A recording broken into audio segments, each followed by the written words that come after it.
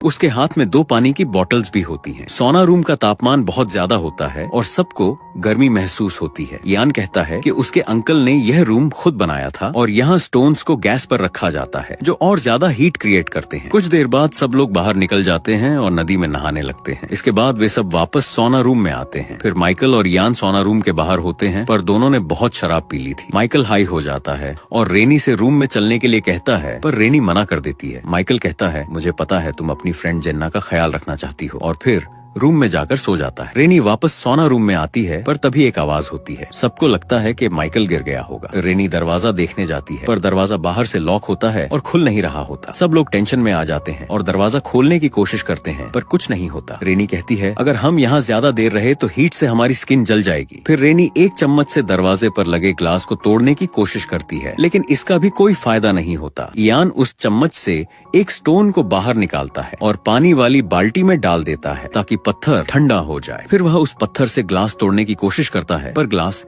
इतना मजबूत होता है कि नहीं टूटता। उसके हाथ से खून भी निकलने लगता है, लेकिन वह कोशिश जारी रखता है, जिससे आखिरकार ग्लास टूट जाता है और ताजी हवा अंदर आने लगती है। वे तीनों एक एक कर बाहर से आने वाली ताजी हवा से सांस लेने लगते हैं। वे माइकल को भी आवाज लगाते हैं, लेकिन उनकी आवाज माइकल तक नहीं पहुंचती। तभी यान की नजर बाहर रखी एक सीढ़ी पर पड़ती है, जिसकी वजह से दरवाजा खुल नहीं रहा। वह सोचता है कि इस सीढ़ी को कैसे हटाया जा सके। यान कहता है, हमें कुछ करना पड़ेगा। जेना पूछती है, हम यहाँ और कितनी देर तक रहेंगे? यान कहता है, अभी हमें ताजी हवा मिली है, इस वजह से हम कुछ और वक्त यहाँ टिक सकते हैं, लेकिन थोड़ी देर बाद यहाँ गर्मी और बढ़ेगी। हमें जल्दी से इसका हल ढूंढना होगा। वह एक पत्थर को कपड़े में लपेटकर अपने हाथ से सीढ़ी को हटाने की कोशिश करता है, लेकिन कुछ काम नहीं होता। पत्थर सीढ़ी के साथ अटक नहीं रहा होता। रेनी कहती है, क्यों ना हम उस डिवाइस को तोड़ दें, शायद इससे हीट रुक जाए। लेकिन उसका दोस्त मना करता है और कहता है, यह अच्छा आइडिया नहीं है, हो सकता है कि हीट और ज्यादा हो जाए। फिर उसके दिमाग में एक नया आइडिया आता है। वह कहता है, मैं यहाँ का बल्ब तोड़ता हूँ, शायद सिस्टम फ्यूज हो जाए और पूरे घर की लाइट चली जाए।